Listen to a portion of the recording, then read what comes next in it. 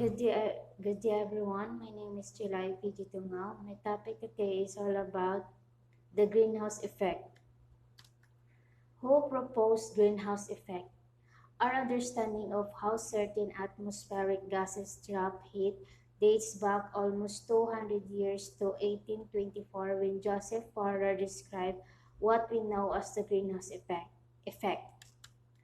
Forer calculated that it would be much colder than it is if the incoming radiation from the sun were the only warming effect.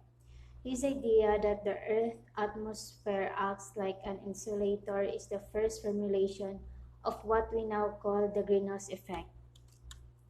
What is greenhouse effect? Greenhouse effect is the process by which radiations from the sun are absorbed by the greenhouse gases and not reflected back into space. This insulates the surface of the earth and prevents it from freezing. A greenhouse is a house made of glass that can be used to grow plants. The sun's radiation from the plants and the air inside the greenhouse.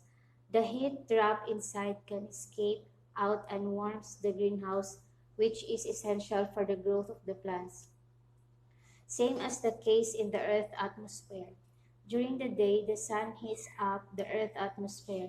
At night, when the Earth cools down, the heat is radiated back into the atmosphere. During this process, the heat is absorbed by the greenhouse gases in the Earth's atmosphere.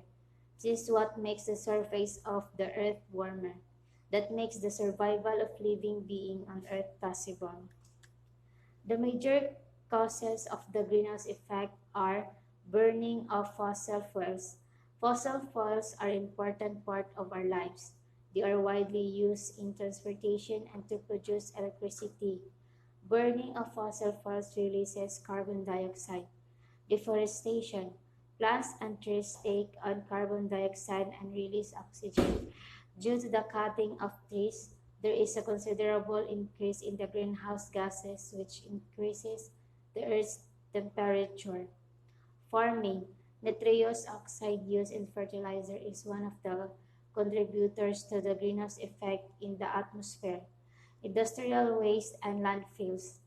The industries and factories produce harmful gases which are released in the atmosphere. Landfills also release carbon dioxide and methane that adds to the greenhouse gases.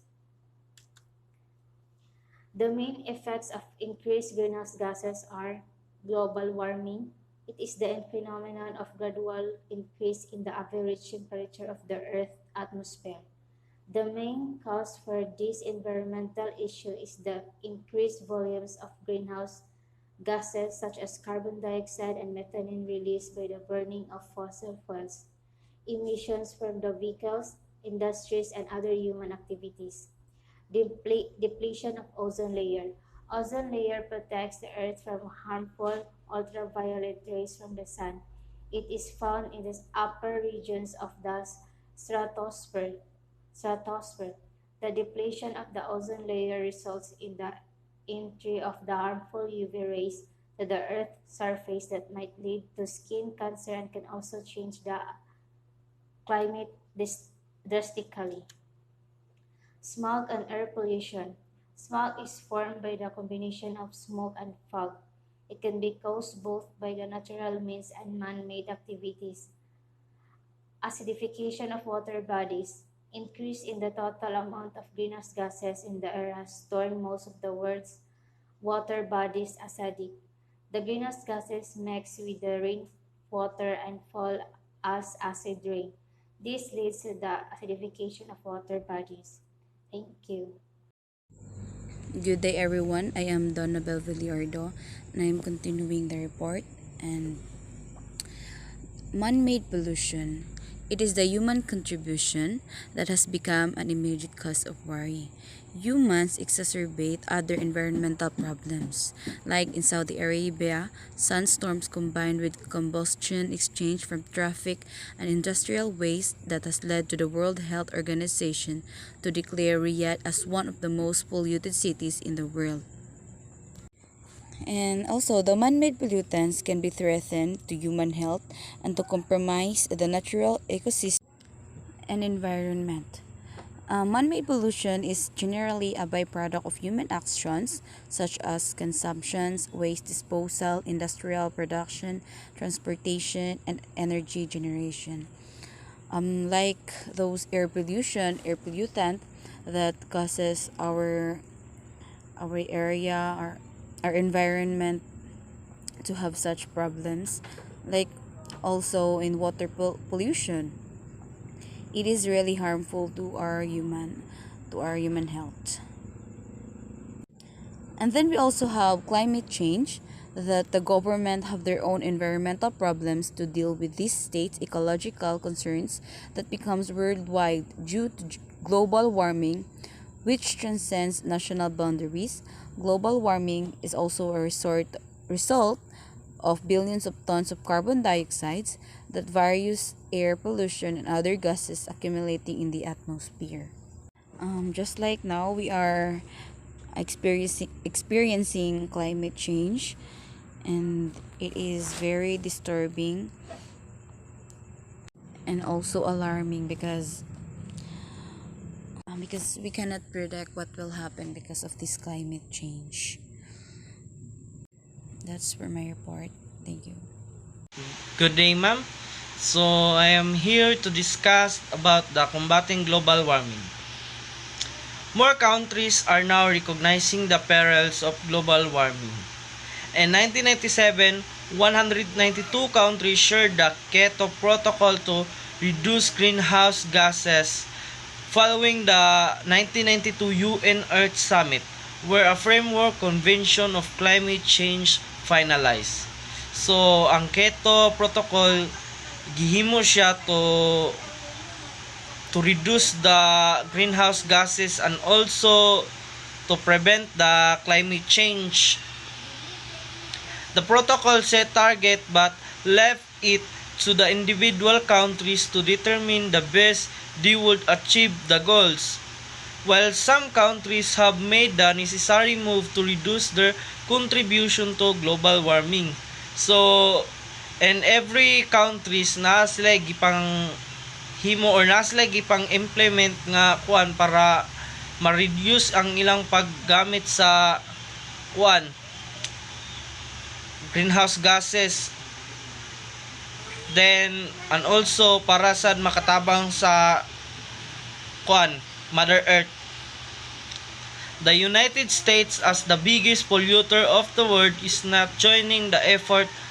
On the other side, developing countries lack of funds to implement the protocol and the guidelines, as many of them need international aid to keep them moving. The follow-up treatly to the Kyoto Protocol is the Paris Accord. So, ang Kyoto Protocol is naadyoy necessary nga maigo niya, especially sa United States, one of the biggest polluter of the world. So, kuan man god kanang Kyoto Protocol is to help the Mother Earth, but sad to say nga naji country nga maapektahan, especially na sa United States. Dako kay effect sa economy nila. And 195 countries negotiated in December 2015. It seek to limit the increase in the global average temperature based on the targeted goals and recommended by the scientists. However, social movements have better success working together with some pressure on the government to regulate global warming. So, 192 countries nag-negotiate on December 2015 para malimitahan ang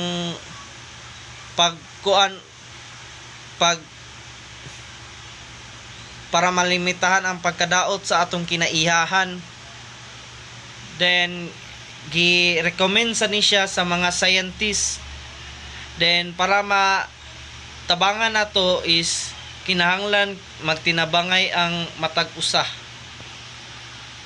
In South Africa, communities engage in environment activists to pressure industry to reduce emission and lobby parliament for the passage of pro-environment laws across the Atlantic. El Salvador local official and grassroots organization from 1,000 communities push crop diversion, a reduction of industrial sugar cane.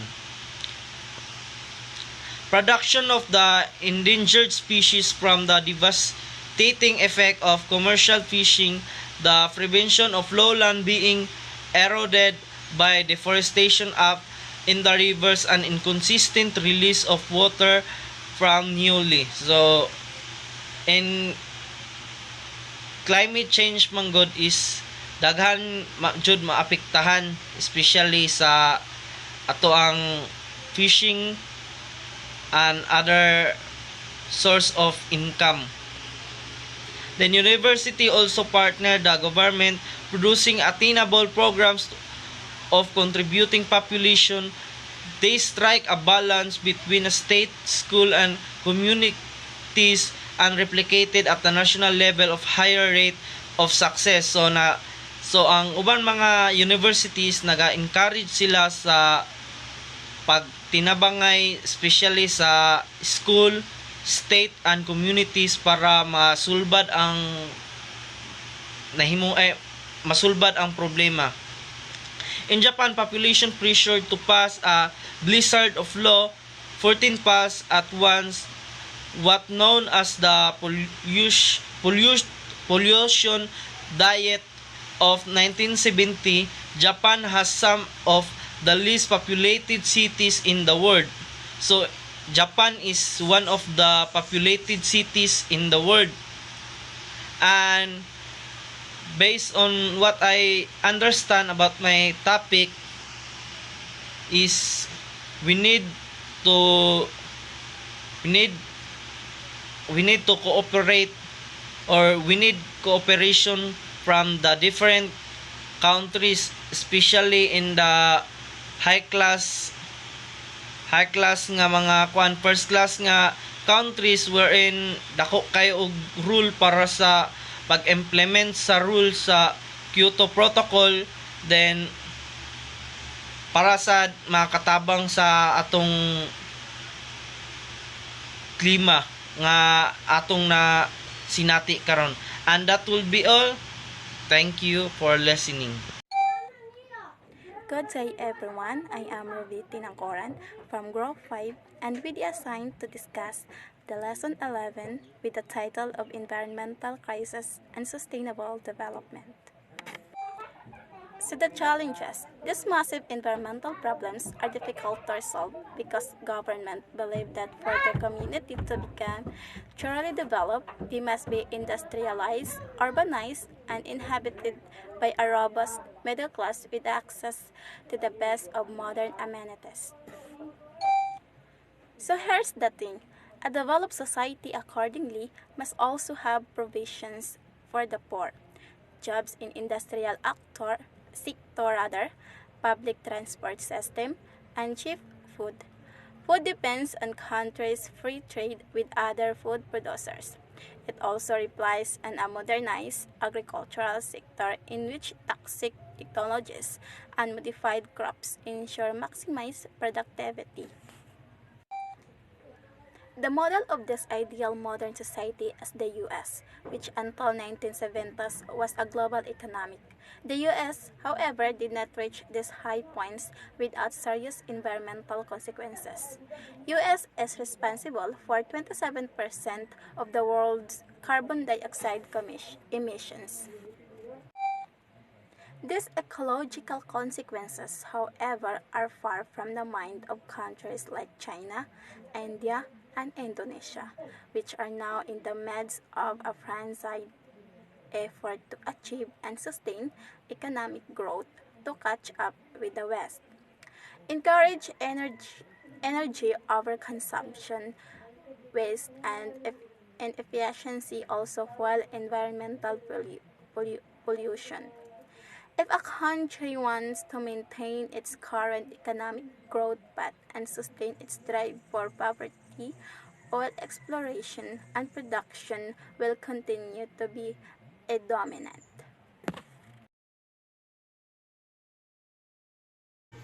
Hello everyone, I am Crisel Ansi Villahermosa and I will be continuing the topic about the top 20 carbon dioxide emitters from 2008 until 2010.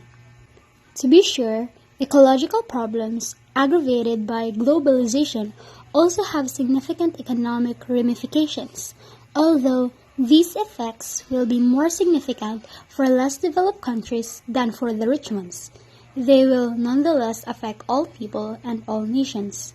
Poor countries do not have the necessary infrastructures or income to adapt to the unavoidable climate changes that will occur because of carbon emissions already in the Earth's atmosphere.